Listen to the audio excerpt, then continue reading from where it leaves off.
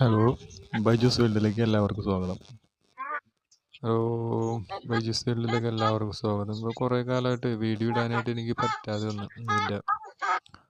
കോഴികളുടെ ഇതിൻ്റെയൊക്കെ അപ്ഡേഷനായിട്ട് കുറേ ഞാൻ ഇട്ടിട്ടുണ്ട്. കുഞ്ഞുങ്ങളെ കൊണ്ടുവന്നതിൻ്റെയൊക്കെ അപ്ഡേഷൻ ഇട്ടിട്ടുണ്ടായിരുന്നു. അപ്പോൾ അതിൻ്റെ വീഡിയോസൊക്കെ ഞാൻ കുറേ ഇട്ടിരുന്നു. പിന്നീട് എനിക്കത് കണ്ടിന്യൂ ചെയ്യാൻ പറ്റിയില്ല. വർക്ക് ഇത്തിരി ദൂരെയൊക്കെ ആയത് കാരണം വന്ന് പോകാനുള്ള സമയമൊക്കെ വ്യത്യാസമുണ്ട്. അപ്പോൾ അതുപോലെ തന്നെ വീഡിയോ പിടിച്ചതൊക്കെ ഇടാനായിട്ട് എഡിറ്റ് ചെയ്യാനായിട്ട് സമയം കിട്ടണില്ല. അപ്പോൾ അത് കാരണമാണ് ഇത്തിരി വൈകിപ്പോയത്.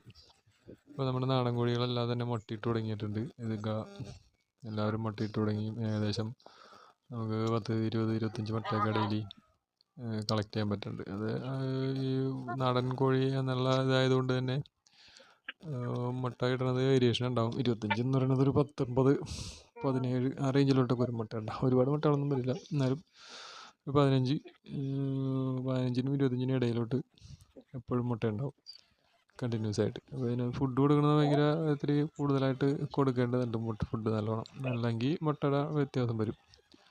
അപ്പോൾ ഞാൻ ഇപ്പോൾ ഇതിനകത്ത് പൂവന്മാർ ഭയങ്കര